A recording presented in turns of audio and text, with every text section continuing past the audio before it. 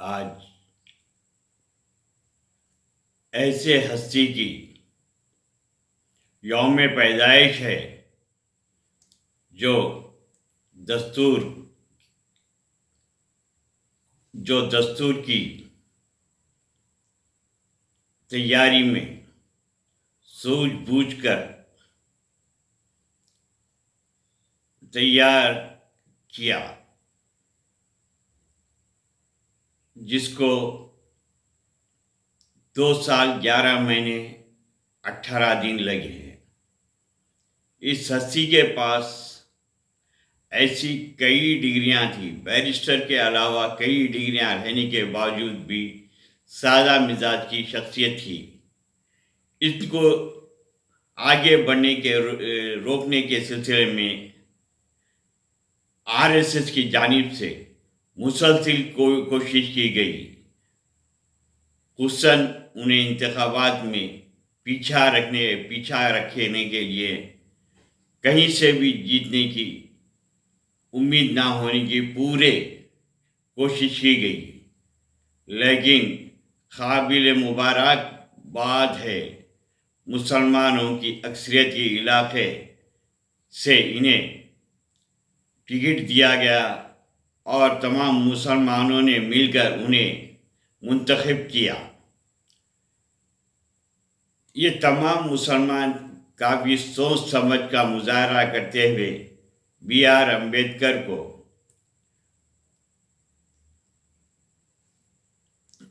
منتخب کیا تاکہ وہ ہندوستان کی خدمات میں نمایاں رول ادا کریں۔ یہ بات آپ لوگوں سے بخوبی واقف ہیں، لیکن میں پھر بھی یہ بولنا چاہتا ہوں کہ دستور کو تبدیل کرنے کے سلسلے میں کوششیں مسلسل کی جا رہی ہے، یعنی جب سے دستور کی عمل آوری عمل میں آئی ہے اسی وقت سے RSS یہ کوشش کر رہی ہے کہ کسی نہ کسی سے دستور کی تبدیلی کیا جائے۔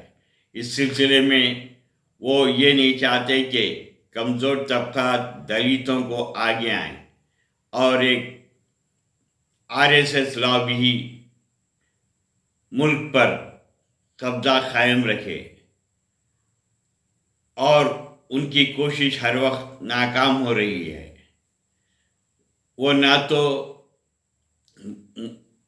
دلتوں سے محبت رکھتے ہیں نہ ہی مسلمانوں سے۔ ان کا ایک مقصد ہے کہ وہاں پر ایک RSS کی لابی والے چند افراد ہی یہاں پر راج کرے اور دستور کو کالعدم کرے، لیکن یہ ناممکن ہے۔ اس سلسلے میں ہندو مسلم کا نعرہ، یعنی دلتوں سے یہ کہا جا رہا ہے کہ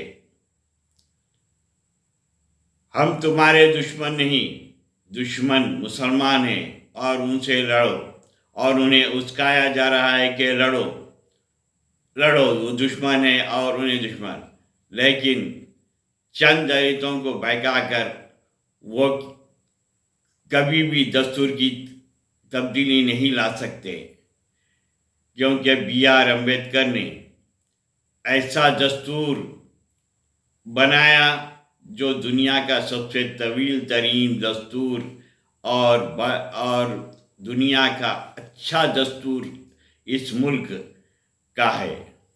سرزمین ہند کا یہ دستور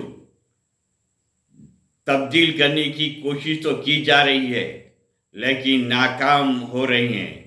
آپ کو معلوم ہونا چاہیے کہ لوک سبھا میں 2/3 یعنی 2/3 میجارٹی سے منظوری دینا ہے، پھر راجیہ سبھا میں منظوری دینا ہے، اسی طریقے سے پھر اسی طریقے سے تقریباً 15 اسمبلی حلقوں میں بھی اسی طرح سے منظوری دینے کے بعد صدر جمہوریہ کی دستخط ہونے کے بعد دستور میں تبدیلی لایا جا سکتا ہے۔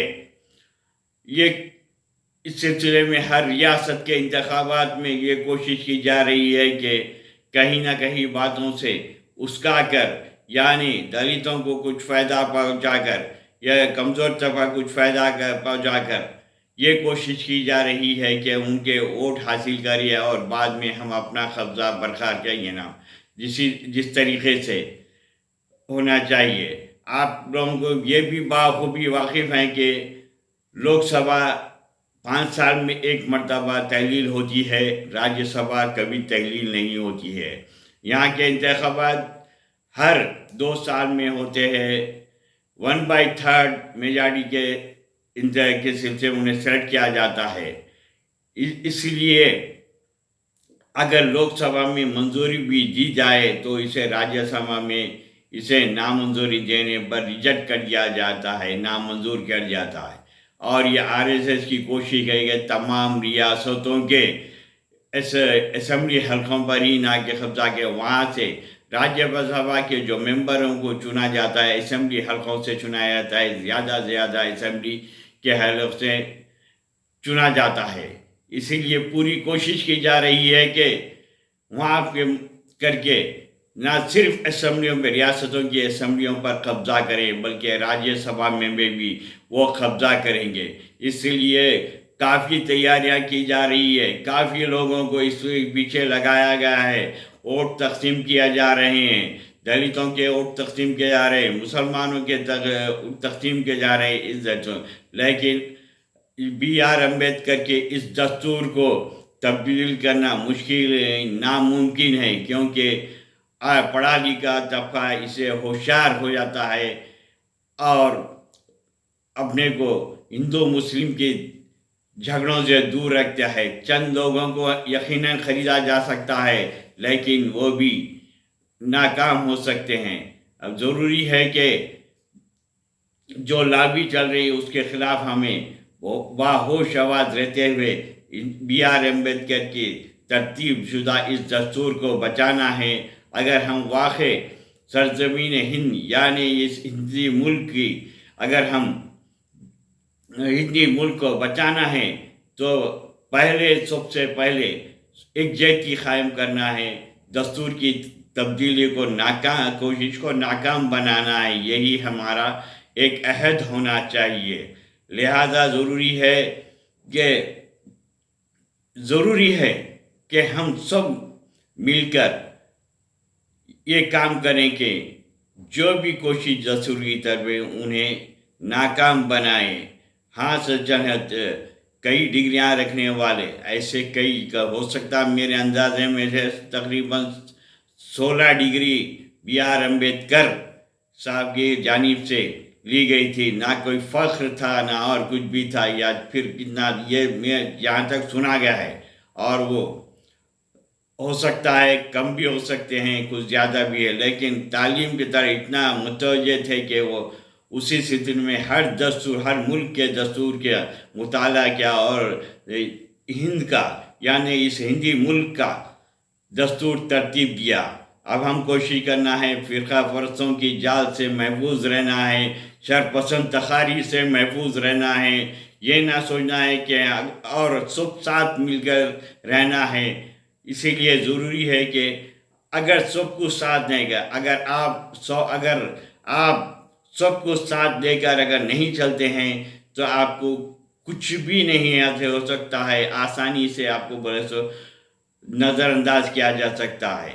इसीलिए कोशिश करना है कि दस्तूर के बयान के हर तबके को यानी दलितों को, मुस्लिम को, सिखों को, ईसाइयों को, सबको एक जगह होकर काम करते हुए कोशिश करनी चाहिए कि वो वक्त के राय दही के तरफ बाहोश हो के आवाज़ होकर अपना काम दे। क्योंकि यूपी का इंतखाबात में आप देखें किस तरीके से वोटों का बंटवारा किया गया, उसके बावजूद भी यूपी में, उत्तर प्रदेश में 300 से ज़्यादा सीट लाने की कोशिश की गई थी जो नाकाम हो गई है। इसे आप देख सकते हैं, हुकूमत आने के बावजूद भी उनके चेहरे इस तरीके से नाकाम रहेंगे जिस तरीके से क्या उन्हें ऊपर से उनकी शिक्स बराबर मालूम हो रही थी और मजबूत अपोजिशन वहाँ पर आया। इसीलिए हमें ज़रूरी है कि अपोजिशन मजबूत होना चाहिए, अपोजिशन को मजबूत रखें ताकि हर मसाइल हल हो सके। जहाँ तक अगर आप लोकसभा में हो दो या राज्यसभा में हो, अगर 10, 20, 25 लोग भी अगर जमा कुछ अगर बयान देते हैं तो तहकीकत से सिर्फ बोल सकते हैं, लेकिन उसका कोई मतलब नहीं है। आप कितना भी सीखें उसका मतलब नहीं। लेकिन वहाँ ज़रूरी है कि आप अगर रहते हैं तो वहाँ से या ये 200 545 नशिस्तें अगर है तो वहाँ से 243 लोगों को अपने 273 लोगों को अपना साथ लेकर वहाँ के उनके हर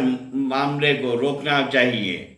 अगर आप 50-100 लोग भी अगर ठहर कर चीख रहे हैं तो उसके लिए नाकाम ही रही है। इसीलिए कोशिश करें, लोकसभा हो या राज्यसभा, लोकसभा में भी ज़्यादा से ज़्यादा निश्चित जाने के लिए सेकुलर जमातों को आगे बढ़ाएं और असेंबलियों के हल्के से जहाँ भी कोशिश करें आप सोच समझ कर, क्योंकि राज्यसभा के मुंतखब होते हैं वो कभी तहलील ना होने वाले इदारा है। इसीलिए कोशिश करें काम और फ़िरका परस्तों के खिलाफ काम करें और इस दस्तूर को बचाने की हम सब की जिम्मेदारी है। और अहद करें कि हम दस्तूर हिंद को हम बचा के रखेंगे। सरज़मीन हिंद की जय।